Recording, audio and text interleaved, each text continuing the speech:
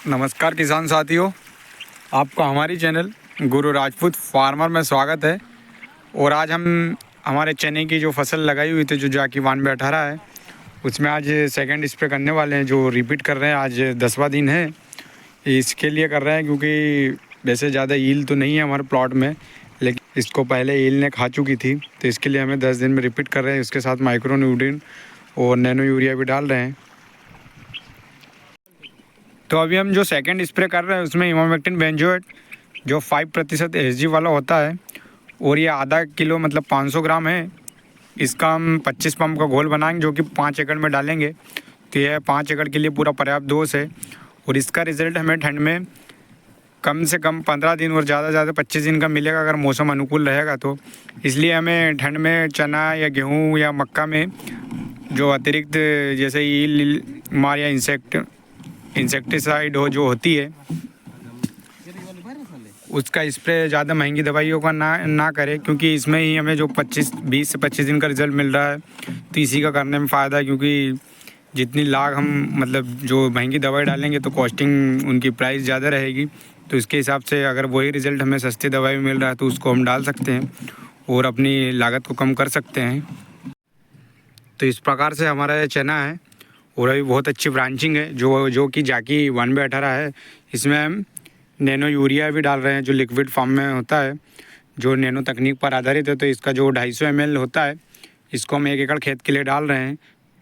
और second time spray में भी हम जो क्रिकल मिक्स जो कृषि रसायन का एक माइक्रो न्यूट्रिएंट है, जिसे हमने आपको पहले भी वीडियो में बताया, जो पहले स्प्रे में भी डाला था, उसको सेकेंड कर रहे हैं क्योंकि इसका रिज़ल्ट हमें बहुत अच्छा मिला। और इसलिए हम इसको जो हमारा रिज़ल्ट बेस्ट मिला, तो इसके लिए हम इसको जो रिपीट कर रहे हैं। इसमें वैसे तो नाइट्रोजन जो एन है जो 15% है, इसके साथ भी हमें यूरिया का जो नैनो यूरिया होता है उसका डाल रहे हैं, क्योंकि जो इसकी वेजिटेटिव ग्रोथ है हमारे चने की, उसको बढ़ाना है अच्छे से हमें, तो इसके लिए डाल रहे हैं हम। और यह इम्पोर्टेड फ्रॉम मतलब जो अगर इम्पोर्ट किया है इसको, तो यह बेल्जियम का है।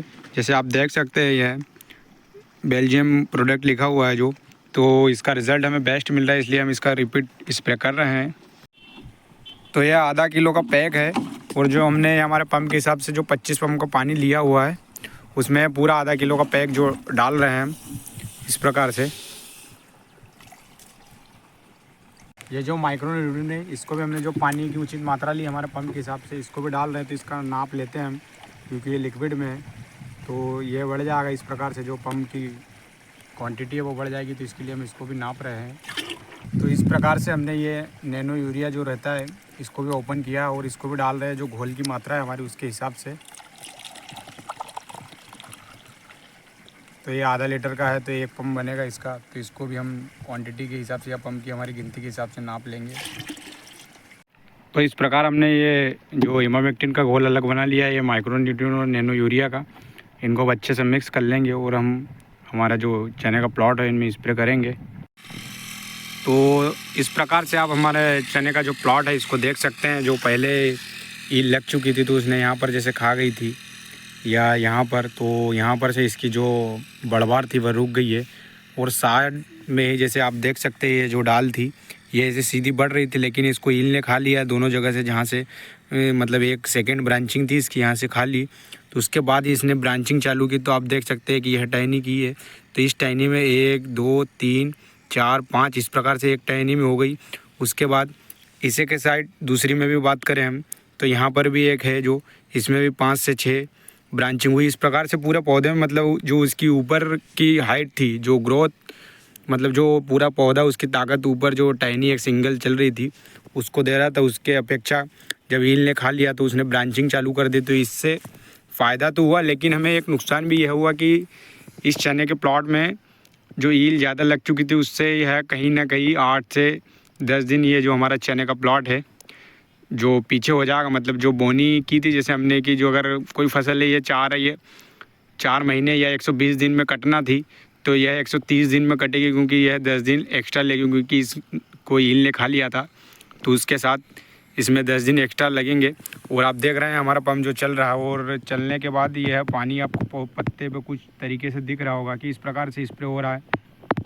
तो आप भी अपने चने की फसल या कोई भी फसल में दवाइयों का स्प्रे करें, जैसे चारा मार हो, मतलब खरपतवार नाशक या इंसेक्टिसाइड कीटनाशक या फफूंदनाशक या अपना कोई सी भी दवाई हो, तो उसके लिए पानी की पर्याप्त मात्रा रखें, उसके साथ ही स्प्रे करें ताकि अच्छा से अच्छा अपने को बेस्ट रिज़ल्ट मिले।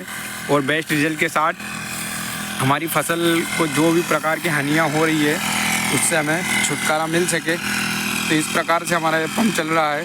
और ये पंप हमारा जो अलाप का 4 स्ट्रोक पंप है और यह 25 लीटर का पंप है। तो इससे हम 1 एकड़ में इस बार हमारा थोड़ा सा पानी मुझे लग रहा है कि थोड़ा कम ही लगेगा, क्योंकि 5 से 6 पंप लग रहा है। तो 25 लीटर का पंप है, इसके हिसाब से आप कैलकुलेट करके। और पंप की फुहार आपको मैं बता देता हूँ कि पत्तों पर किस प्रकार से लग रही थी। इस प्रकार से आपको जो वीडियो में दिख रहा होगा इस प्रकार से चल रहा है, क्योंकि मैंने पंप जो मोबाइल को है पौधे के साइड में रखा हुआ है। तो आप देख सकते हैं कि ये हमारा एक बंदा है जो पंप चला रहा है। एक हमारा ये प्रो बंदा यहाँ पर खड़ा हुआ है जो पानी के डिब्बे लेके खड़ा हुआ है। बस वो आएगा, रुकेगा, पंप को उतारेगा, पंप में पानी जो दवाई वाला है उसको भरेगा या डालेगा, और उसके बाद ही तो इस प्रकार से ये पंप में हमारे जो पानी होता है दवाई वाला 1 डिब्बा डाल दिए हैं। उसके बाद 1 डिब्बा जो जिसमें पानी ही पानी है, हम 1 डिब्बे में ही दवाई डालते हो। जो दवाई वाला डिब्बा होता है उसको पहले डालते ताकि दवाई वाला बचे ना, पानी वाला भली बच जाए। उसके बाद ये हमारा जो बंदे दोनों हैं वो पंप को उठा के, और जो एक बंदा लेके जाने वाला है, एक उसका जो साथी है वो उसको उठा के दे देता है और ये बढ़ जाता है पंप लेके, और यह इधर अपना पानी के लिए ले जाने लगता है। आज मैं आपको वीडियो इतनी फुर्सत से और आपको सारी डिटेल इसलिए बता पा रहा हूँ क्योंकि आज हमारे प्लॉट पे जहाँ पर हम दवाई छींट रहे हैं वहाँ पे मोटर हमारे पास में ही कुएँ के पास चल रही है, क्योंकि लाइट की जो शिफ्ट है जो भी दिन की है, तो उसके चलते मुझे ये एक जो आदमी जो पंप चला रहा है उसके बाद एक पानी दे रहा है, तो वो पानी दे रहा है उसके बाद आ रहा, पास में ही है, ज़्यादा दूरी नहीं है, इसलिए मैं फ्री हूँ तो मैं वीडियो अच्छे से बना पा रहा हूँ। नहीं तो मुझे ये पंप में जो पानी कुप्पे से जो या डब्बे से डालना होता है वो मुझे डालना होता है, पंप उतारना मुझे रहता है और उसके ऊपर उठाना मुझे रहता है। और यह एक बंदा जो रहता है जो आपको दिख रहा होगा वीडियो में, तो यह कुएँ से पानी खींचता है गहराई से, तो उसको टाइम लग जाता है वहीं पे, तो मुझे कुएँ के पास से पानी लेके आना होता है। और जो पंप वाला जो बंदा है उसको पंप पे उतारना रहता है, उसमें पानी डालना रहता है। तो ये फफूंदीनाशक का स्प्रे नहीं कर रहे, तो हम इसलिए नहीं कर रहे क्योंकि हमारा जो प्लाट है ये इसमें फ़र्स्ट टाइम चना लगाया हुआ, मतलब 10 से 12 साल हो चुके, अभी तक कोई चना नहीं लगाया था।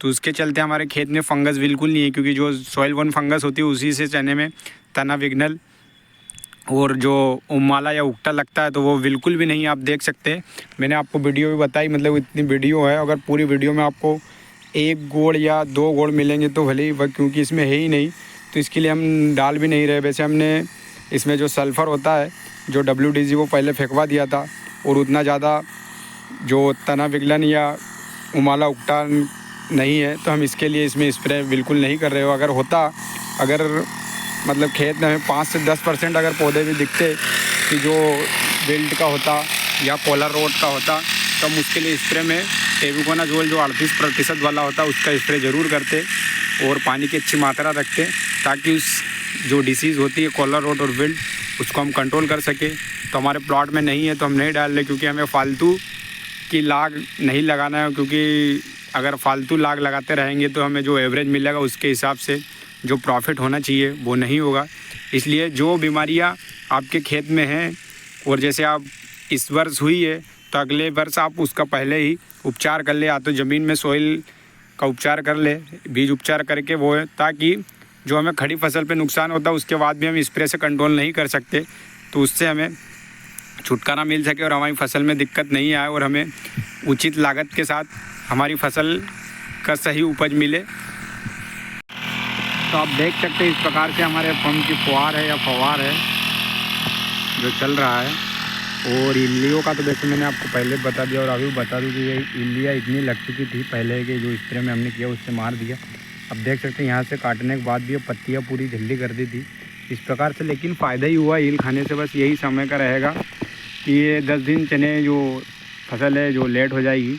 और वैसे ये बोनी की थी जो हमने हमारी 28 अक्टूबर की हुई है, और आप हमें बता सकते हैं कि हमारे चने का प्लॉट कैसा लगाया हुआ है। और आप देख सकते हैं कि इस प्रकार से हमने खेत में पाटले भी छोड़े थे, मतलब दवाई छींटने के लिए जो जगह छोड़ी थी, क्योंकि ये चना हमारा 8 इंच है और 13 टाइन की सिड्डिल थी, तो उसके चलते हमने ये पाटला आपको दिख रहा होगा। उसके बाद 1 2 3 4 5 6 7 8 9 10 11 12 और 13 चांस के बाद फिर हमने पाटला छोड़ा, मतलब हर सिड्डिल पे थोड़ा दूर ट्रैक्टर को चलाया ताकि पाटला छूट सके। और दवाई के लिए हमें मतलब दिक्कत ना करनी पड़े, क्योंकि अभी तो ठीक है चना छोटा है, तो बाद में जब बड़ा होगा तो दिक्कत होगी। तो इसके लिए हमने जो ये गैप छोड़ा था। तो आपको हमारे चने का प्लॉट कैसा लगा? अगर हमारा प्लॉट आपको पसंद आया हो या हमारे चने की फसल, तो आप हमें कमेंट में ज़रूर बताएं कि आपने जो दवाई डाली है उनका रिज़ल्ट सही मिला या नहीं मिला, या इल्लियों से डाल फटक अच्छे से हुआ या नहीं हुआ, मतलब खा गई। वैसे कुछ जगह भाजी मतलब तोड़वाते, मतलब ऊपर की स्कोपल को लेबर के द्वारा भी तोड़वाते, जिससे कि ब्रांचिंग अच्छी हो सके। तो इसका काम हमारा जो मतलब जो ऊपर की टहनी तोड़ने का होता है उसका ईल नहीं कर दिया था, तो ब्रांचिंग तो अच्छी है अभी। और अगर वीडियो पसंद आई हो तो वीडियो को लाइक करें, चैनल को सब्सक्राइब करें और हमारी वीडियो को ज़्यादा से ज़्यादा शेयर करें। जय जवान जय किसान। वीडियो देखने के लिए धन्यवाद।